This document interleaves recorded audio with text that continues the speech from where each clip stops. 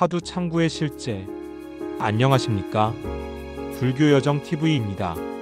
오늘은 3부 61화로 화두 창구의 실제에 대해 깊이 있게 살펴보는 시간을 갖도록 하겠습니다. 화두 창구는 선불교 수행의 핵심이자 깨달음으로 나아가는 가장 직접적인 길입니다. 그러나 많은 수행자들이 화두 창구의 실제적인 방법에 대해 혼란을 겪곤 합니다. 오늘 이 시간을 통해 화두 창구의 본질과 실제 수행 방법을 명확히 이해하실 수 있기를 바랍니다. 먼저 화두가 무엇인지부터 살펴보겠습니다. 화두란 말 그대로 말머리, 즉 화제의 첫머리를 뜻합니다. 선불교에서는 조사들이 남긴 공안, 즉 깨달음과 관련된 문답이나 사건을 화두로 삼아 창구합니다. 가장 대표적인 화두로는 무자 화두가 있습니다. 어느 스님이 조주선사에게 물었습니다. 개에게도 불성이 있습니까? 조주선사는 단호하게 대답했습니다. 없다는 뜻입니다. 하지만 부처님께서는 일체 중생에게 불성이 있다고 말씀하셨습니다. 그렇다면 왜 조주선사는 없다고 했을까요? 이것이 바로 무자화두의 핵심입니다. 논리적으로 생각하면 모순입니다. 하지만 화두는 논리로 풀 수 있는 문제가 아닙니다. 화두는 우리의 분별심을 끊고 본래 마음을 직접 보도록 하는 도구입니다. 화두 창구의 첫 번째 단계는 의심을 일으키는 것입니다. 의단이라고도 부릅니다. 무자 화두를 예로 들면 왜 조주선사는 없다고 했을까? 이 무자의 참뜻은 무엇일까 하는 의심을 일으켜야 합니다. 이 의심은 일상적인 호기심이나 지적 탐구심과는 다릅니다. 온 몸과 마음을 다해 간절히 의심하는 것입니다. 마치 목마른 사람이 물을 찾듯이 길을 잃은 사람이 방향을 찾듯이 절실해야 합니다. 많은 초심자들이 화두를 단순히 주문처럼 반복하는 실수를 범합니다. 무하고 계속 되뇌는 것입니다. 이것은 진정한 화두 창구가 아닙니다. 화두는 암송하는 것이 아니라 의심하는 것입니다. 무자의 뜻이 무엇인가, 조주선사의 진의가 무엇인가 하고 온 마음을 기울여 의심해야 합니다. 의심이 깊어지면 의단이 형성됩니다. 의단이란 의심의 덩어리, 의심의 큰 공입니다. 처음에는 의심이 산발적으로 일어나지만 수행이 깊어지면 하나의 큰 의심 덩어리가 됩니다. 이 의단이 견고하게 형성되면 다른 망상이 끼어들 틈이 없습니다. 오직 화두에 대한 의심만이 가득 차게 됩니다. 이것이 화두 삼매입니다. 화두 창구의 올바른 자세에 대해 말씀드리겠습니다. 첫째, 화두는 억지로 붙들려고 하지 않아야 합니다. 많은 수행자들이 화두를 놓칠까봐 긴장하며 억지로 붙잡으려 합니다. 이것은 오히려 방해가 됩니다. 화두는 자연스럽게 의심이 일어나도록 해야 합니다. 둘째, 화두를 들 때 힘을 주지 않아야 합니다. 힘을 주면 긴장이 생기고 긴장은 자연스러운 의심을 방해합니다. 편안하면서도 또렷한 상태에서 화두를 들어야 합니다. 셋째, 화두에 대해 이론적으로 분석하려 하지 않아야 합니다. 무자가 무슨 뜻일까, 불성이란 무엇일까 하고 개념적으로 생각하면 안 됩니다. 개념을 넘어선 직접적인 의심이 필요합니다. 넷째, 화두는 항상 들고 있어야 합니다. 앉아서 참선할 때만이 아니라 걸을 때, 일할 때, 먹을 때도 화두를 놓지 않아야 합니다. 이것을 행주자와 어묵통정에 화두를 든다고 합니다. 행주자와란 걷고 머물고 앉고 눕는 것을 말합니다. 어묵통정은 말하고 침묵하고 움직이고 고요한 것을 의미합니다. 모든 순간에 화두가 있어야 합니다. 다섯째, 화두는 간절해야 합니다. 생사의 문제를 해결하겠다는 절박함이 있어야 합니다. 그저 지적 호기심이나 취미로 하는 수행이 되어서는 안 됩니다. 화두 창구 중에 나타나는 여러 경계에 대해 알아보겠습니다. 첫 번째로 망상이 일어나는 경우입니다. 화두를 들고 있는데 갑자기 다른 생각이 밀려옵니다.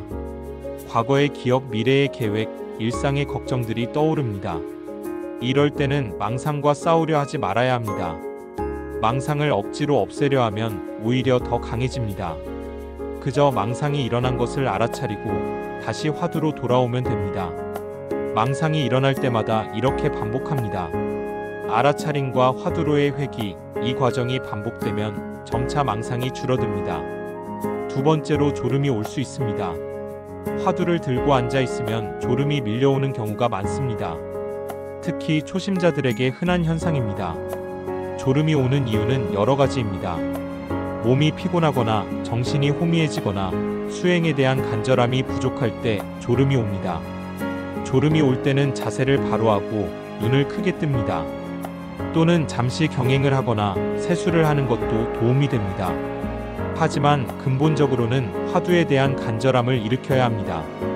의심이 간절하면 졸음이 올 틈이 없습니다. 세 번째로 들뜨는 경우입니다. 수행이 잘 된다는 생각에 들뜨거나 어떤 특별한 경험을 기대하며 들뜰 수 있습니다.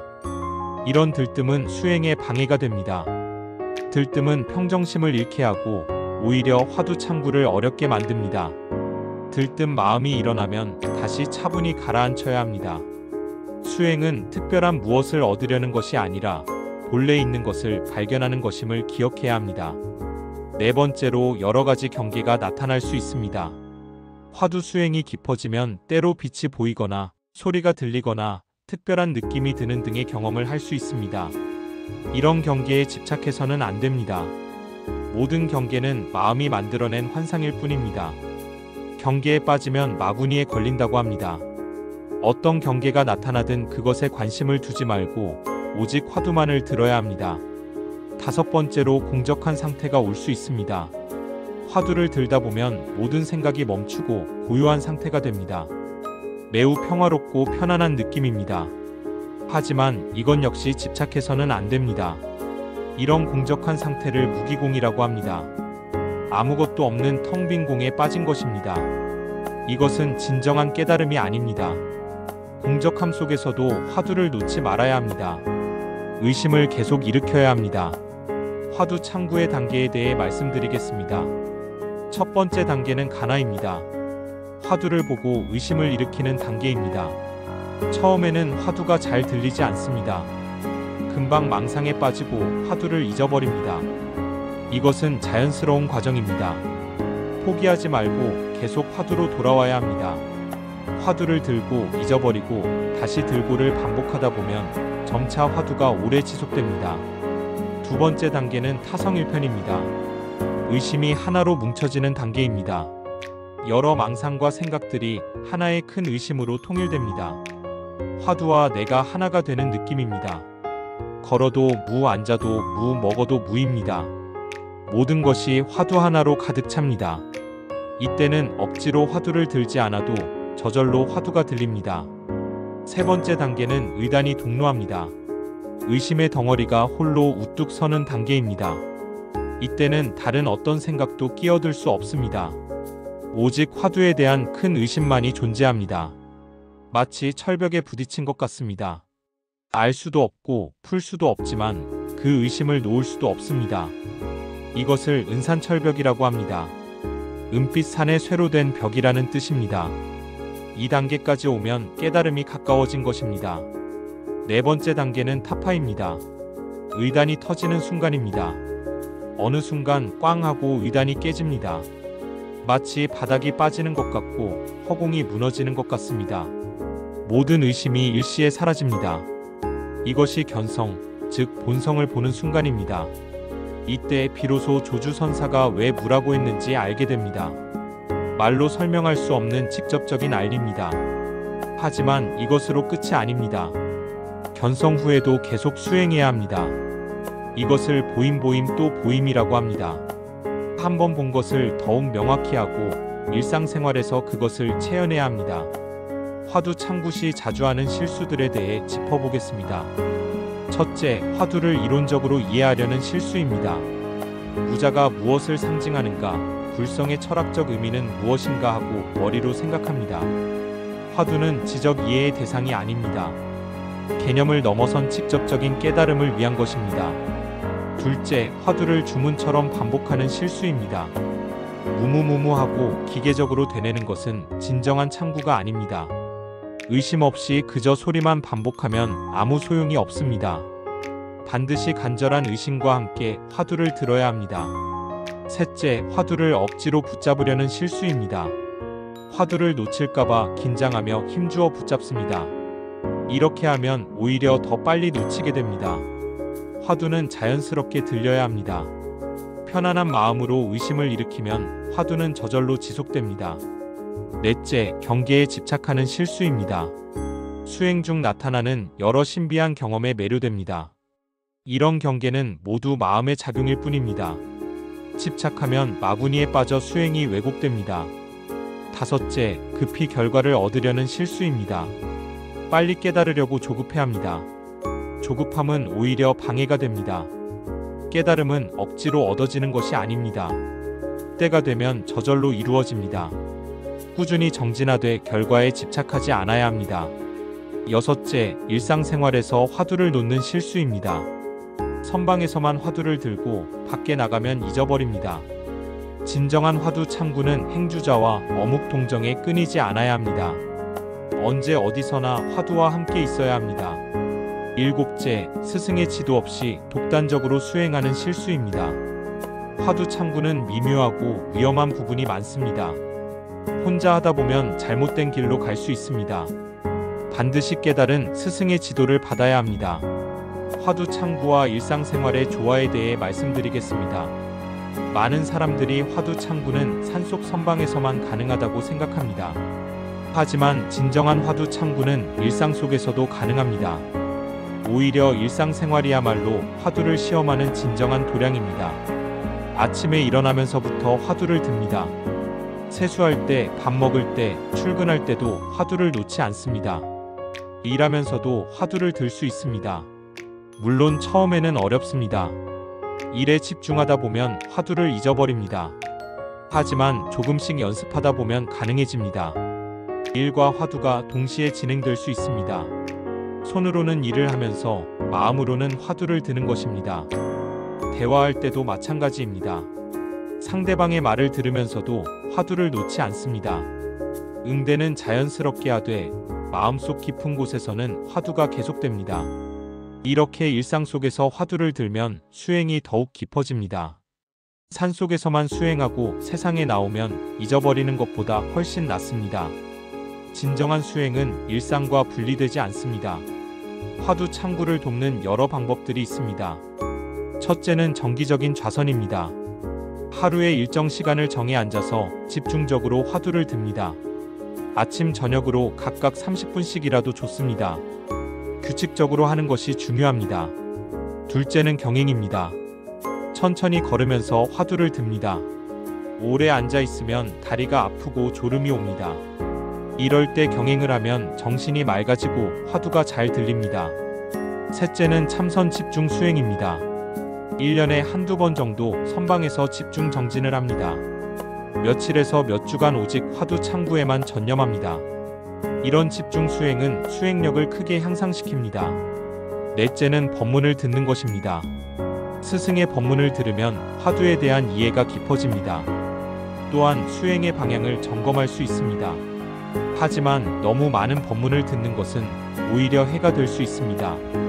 머리로만 이해하고 실제 참고는 하지 않게 됩니다. 법문은 적절히 듣되 주된 것은 직접 참고하는 것이어야 합니다. 다섯째는 독송입니다.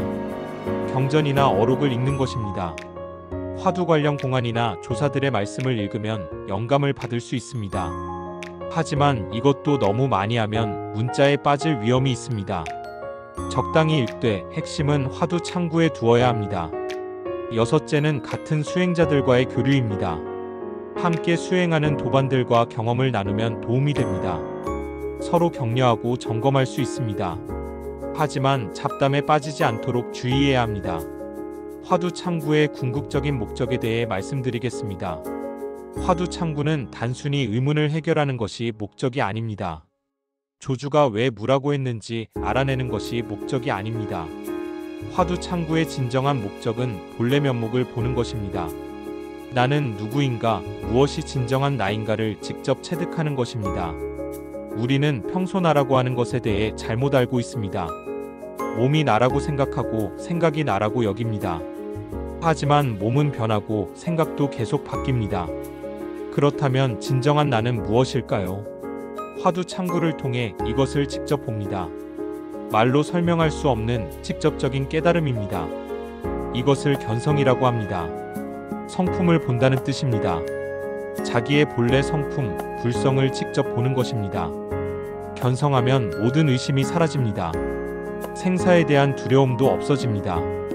왜냐하면 진정한 자기는 생사를 초월해 있음을 알기 때문입니다. 이것이 바로 해탈입니다. 모든 번뇌와 고통으로부터 자유로워지는 것입니다. 하지만 견성이 곧 완성은 아닙니다.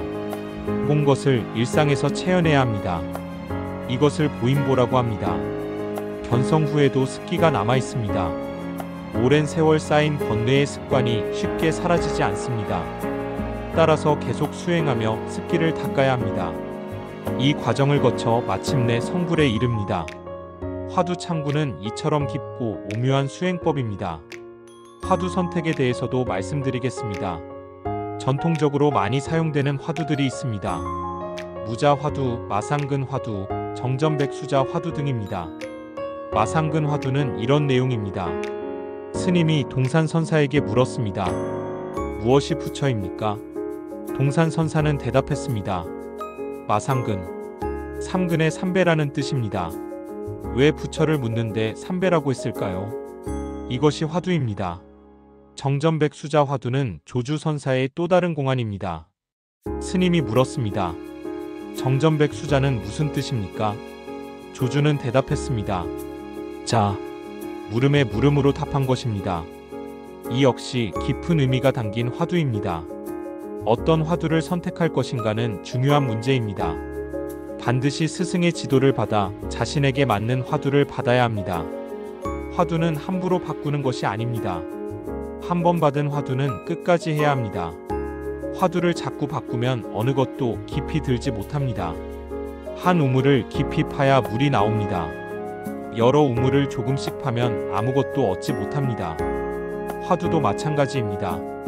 하나의 화두를 끝까지 파고들어야 합니다. 물론 특별한 경우 스승의 지도로 화두를 바꿀 수도 있습니다. 하지만 이것은 매우 예외적인 경우입니다. 대부분은 한 화두를 끝까지 해야 합니다.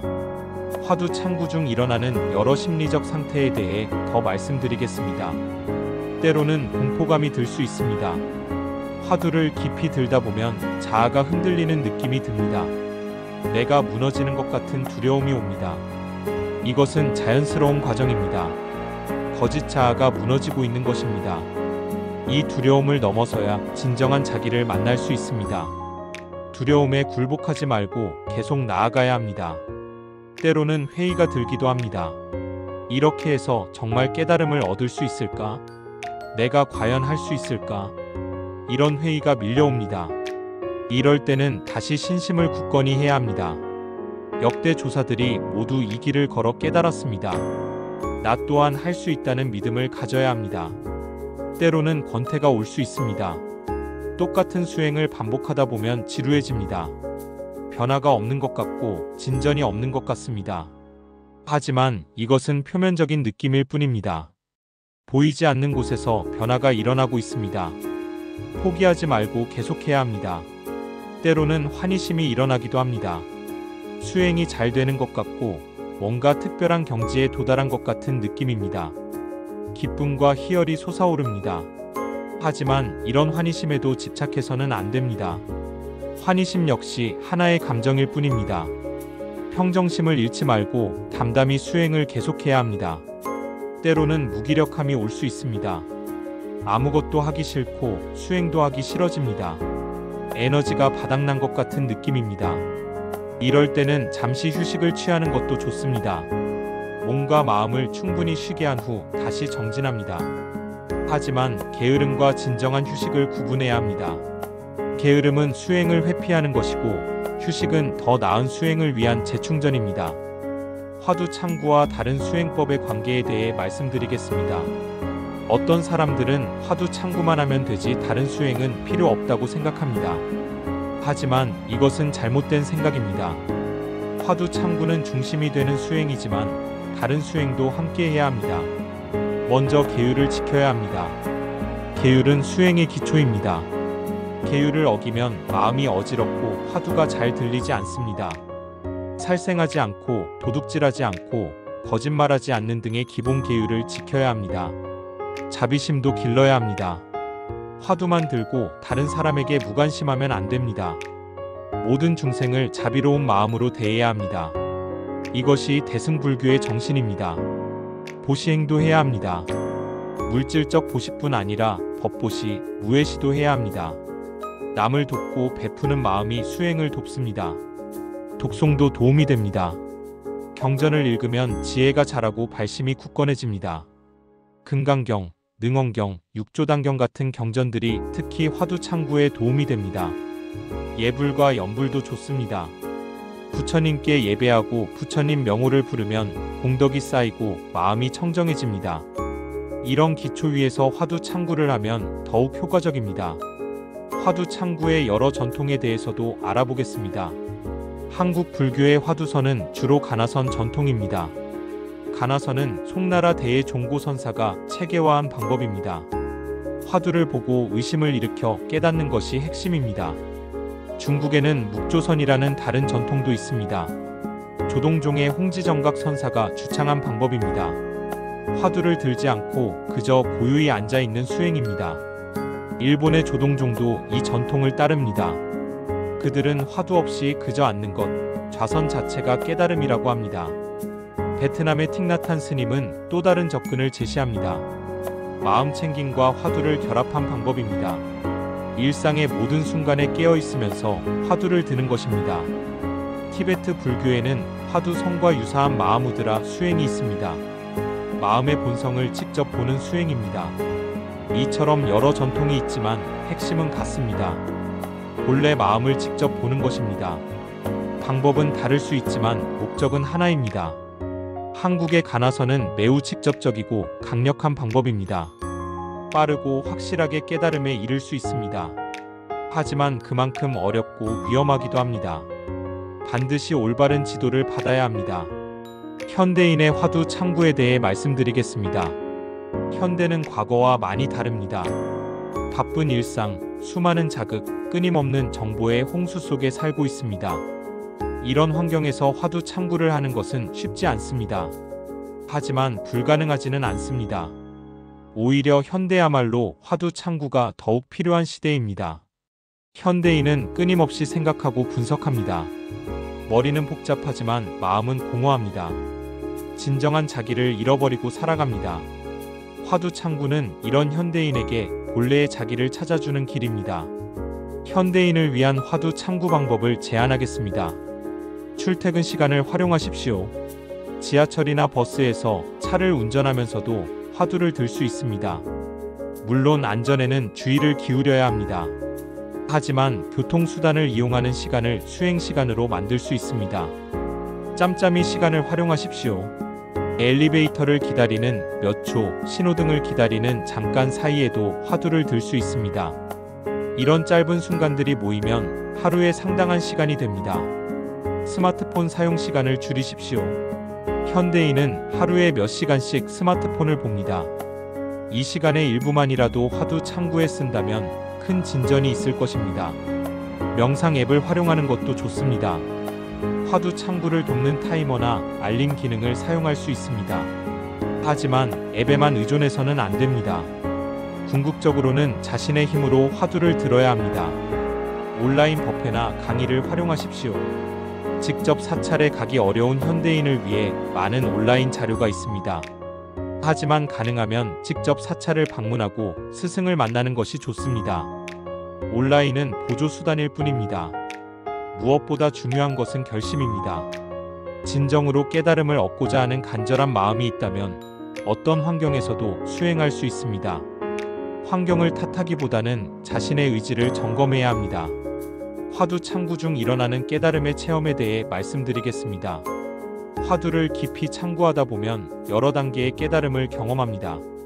먼저 작은 깨달음들이 있습니다. 이것을 소호라고 합니다. 어떤 문제가 해결되거나 마음이 확 트이는 경험을 합니다. 아, 그렇구나 하는 순간입니다. 하지만 이것은 아직 완전한 깨달음은 아닙니다. 소호를 통해 점차 더 깊은 깨달음으로 나아갑니다. 결정적인 순간이 옵니다. 이것을 견성 또는 대오라고 합니다. 의단이 꽝 하고 터지는 순간입니다. 말로 표현하기 어렵지만 여러 선사들이 비유로 설명했습니다. 어떤 이는 바닥이 빠진다고 했습니다. 어떤 이는 허공이 무너진다고 했습니다. 어떤 이는 천지가 한순간에 밝아진다고 했습니다. 공통적인 것은 모든 의심이 일시에 사라진다는 것입니다. 평생의 의문이 한순간에 풀립니다. 나는 누구인가, 무엇이 부처인가? 이 모든 질문에 대한 답을 직접 압니다. 말로 설명할 수 없는 직접적인 알리입니다. 이때 세상이 완전히 다르게 보입니다. 이전과 똑같은 세상이지만 완전히 새롭습니다. 모든 것이 부처이고 모든 것이 진리입니다. 산은 산이고 물은 물이지만 이전의 산과 물이 아닙니다. 큰 기쁨과 자유를 경험합니다. 생사의 문제가 해결되었기 때문입니다. 더 이상 두려울 것이 없습니다. 하지만 이것으로 끝이 아닙니다. 견성 후에도 계속 수행해야 합니다. 본 것을 더욱 명확히 하고 일상에서 구현해야 합니다. 이것을 보인보 또는 향상일로라고 합니다. 깨달음 후의 수행이 오히려 더 중요합니다. 조사들은 견성 후에도 수십 년간 수행했습니다. 깨달음은 끝이 아니라 진정한 시작입니다. 화두창구에서 스승의 역할에 대해 말씀드리겠습니다. 화두창구는 반드시 스승의 지도하에 해야 합니다. 스승은 제자에게 맞는 화두를 줍니다. 사람마다 근기가 다르고 상황이 다르기 때문입니다. 스승은 제자의 수행 상태를 점검합니다. 잘못된 방향으로 가면 바로 잡아줍니다. 화두창구는 미묘한 수행이라 혼자서는 길을 잃기 쉽습니다. 스승은 제자가 어느 단계에 있는지 파악합니다. 그에 맞는 적절한 지도를 해줍니다. 때로는 격려하고 때로는 경책합니다. 제자가 깨달음을 얻었는지 확인하는 것도 스승의 역할입니다. 이것을 인가라고 합니다. 제자가 스스로 깨달았다고 생각해도 스승이 인정해야 합니다. 잘못된 깨달음이나 부분적인 깨달음을 완전한 것으로 착각할 수 있기 때문입니다. 스승은 여러 방법으로 제자를 시험합니다. 질문을 던지거나 상황을 만들어 제자의 경지를 확인합니다. 진정한 깨달음은 어떤 시험에도 흔들리지 않습니다. 좋은 스승을 만나는 것은 큰 복입니다. 경전에서는 선지식을 만나는 것이 부처를 만나는 것과 같다고 했습니다. 스승을 찾을 때는 신중해야 합니다. 진정으로 깨달은 스승인지 확인해야 합니다. 스승의 말씀, 행동, 제자들의 모습 등을 살펴보아야 합니다. 하지만 완벽한 스승을 찾으려 해서는 안 됩니다. 스승도 사람이기에 약점이 있을 수 있습니다. 중요한 것은 깨달음의 안목이 있는가입니다. 스승을 찾았다면 믿고 따라야 합니다. 의심하거나 반항하면 배울 수 없습니다. 하지만 맹목적인 추종도 옳지 않습니다. 깨어있는 믿음, 지혜로운 순종이 필요합니다. 화두창구의 실제 사례들을 살펴보겠습니다. 역대 조사들의 깨달음 체험은 우리에게 큰 가르침을 줍니다. 육조 해능대사는 금강경 한 구절을 듣고 깨달았습니다. 응무소주의 생기심, 마땅히 머무는 바 없이 그 마음을 낼지니라. 이 말을 듣는 순간 크게 깨달았습니다. 조주선사는 80세까지 행각하며 수행했습니다. 끊임없는 정진 끝에 완전한 깨달음을 얻었습니다. 임재선사는 황벽선사 밑에서 수행했습니다. 여러 번 물음을 던졌지만 매번 매만 맞았습니다. 나중에 대유선사를 만나 결정적인 깨달음을 얻었습니다. 한국의 서산대사는 어려서 출가하여 평생 수행했습니다. 무자 화두를 들고 철저히 참고했습니다. 결국 크게 깨쳐 조선시대 불교를 중흥시켰습니다. 경어선사는 근대 한국 선불교의 중흥조입니다. 혼자서 맹렬히 정진하여 28배 크게 깨달았습니다. 그의 제자들이 현대 한국 불교를 이끌었습니다. 망공선사는 경어선사의 제자입니다. 무자 화두를 들고 철저히 정진했습니다. 어느 날 마당을 쓸다가 돌에 빗자루가 부딪히는 소리를 듣고 깨달았습니다. 이처럼 깨달음은 다양한 계기로 찾아옵니다. 하지만 공통점이 있습니다. 모두 오랜 기간 철저히 정진한 후에 온다는 것입니다. 우연히 오는 것이 아닙니다. 철저한 준비 끝에 인연이 무르익을 때 찾아옵니다. 화두 창구를 시작하려는 분들께 당부 말씀을 드리겠습니다. 첫째, 발심이 중요합니다. 왜 화두 창구를 하려 하는지 분명히 해야 합니다. 호기심이나 지적 탐구로는 부족합니다. 진정으로 깨달음을 얻고 생사 문제를 해결하겠다는 간절함이 있어야 합니다. 둘째, 인내심을 가지십시오. 화두창구는 단기간에 성과가 나오는 수행이 아닙니다. 오랜 시간이 걸릴 수 있습니다. 조급해하지 말고 꾸준히 정진해야 합니다. 셋째, 일상생활을 소홀히 하지 마십시오. 수행과 일상은 분리되지 않습니다. 일상의 의무를 다하면서 수행하는 것이 진정한 수행입니다. 넷째, 건강을 돌보십시오. 몸이 건강해야 수행도 잘 됩니다. 적절한 운동과 영양 섭취가 필요합니다. 과도한 고행은 오히려 해가 됩니다. 다섯째, 공동체와 함께 하십시오. 혼자 수행하는 것보다 도반들과 함께하는 것이 좋습니다. 서로 격려하고 점검하며 함께 성장할 수 있습니다. 여섯째, 자만하지 마십시오. 조금 수행이 잘 된다고 해서 교만해지면 안 됩니다. 항상 겸손한 마음을 유지해야 합니다. 일곱째, 포기하지 마십시오. 수행 중에 여러 어려움이 올 것입니다. 망상, 졸음, 권태, 의심 등이 밀려올 것입니다. 하지만 포기하지 말고 계속 나아가야 합니다. 여덟째, 스승을 찾으십시오. 혼자 하려 하지 말고 반드시 스승의 지도를 받으십시오. 그것이 안전하고 확실한 길입니다. 아홉째, 다른 수행도 함께 하십시오. 화두 창구만이 전부가 아닙니다. 계율, 자비, 보시, 독송 등을 함께 실천해야 합니다. 열째, 깨달음을 집착하지 마십시오. 깨달음을 얻겠다는 욕심도 번뇌입니다. 자연스럽게 수행하다 보면 때가 되면 이루어집니다. 오늘 말씀드린 화두 창구의 실제는 매우 깊고 오묘한 내용입니다. 한 번 듣고 완전히 이해하기는 어렵습니다. 여러 번 되새기며 실제로 수행해 보아야 합니다. 화두 창구는 이론이 아니라 실천입니다. 아무리 많이 알아도 직접 하지 않으면 소용없습니다. 반대로 이론을 모르더라도 철저히 실천하면 깨달음을 얻을 수 있습니다.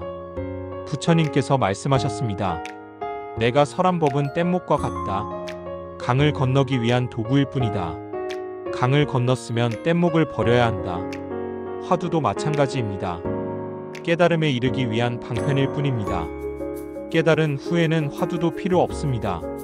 하지만 강을 건너기 전에는 뗏목이 필요합니다. 지금 우리는 생사의 강 이편에 있습니다. 화두라는 뗏목을 타고 저편으로 건너가야 합니다. 그 건너편이 바로 깨달음, 열반, 해탈의 세계입니다. 여러분 모두 화두 창구를 통해 본래 면목을 보시기 바랍니다. 생사의 문제를 해결하시기 바랍니다. 모든 번뇌와 고통에서 벗어나시기 바랍니다. 그리하여 참된 자유와 평화를 얻으시기 바랍니다. 화두 창구는 쉽지 않은 길입니다. 하지만 가장 직접적이고 확실한 길입니다. 용기를 내어 이 길을 걸으십시오. 때로는 힘들고 외로울 것입니다. 하지만 포기하지 마십시오. 역대의 모든 조사들이 이 길을 걸어 성취했습니다. 여러분도 반드시 할 수 있습니다. 마지막으로 무문관의 한 구절을 소개합니다. 큰 의심 아래 큰 깨달음이 있고 작은 의심 아래 작은 깨달음이 있으며 의심이 없으면 깨달음도 없다. 간절히 의심하십시오. 철저히 참고하십시오. 그리하여 반드시 깨달음을 성취하십시오. 오늘 긴 시간 함께 해주셔서 감사합니다. 다음 시간에는 더욱 깊은 내용으로 찾아뵙겠습니다. 모든 분들께 부처님의 자비와 가피가 함께 하시기를 기원합니다. 여러분의 수행이 원만히 성취되기를 진심으로 기원합니다. 불교여정TV였습니다. 감사합니다.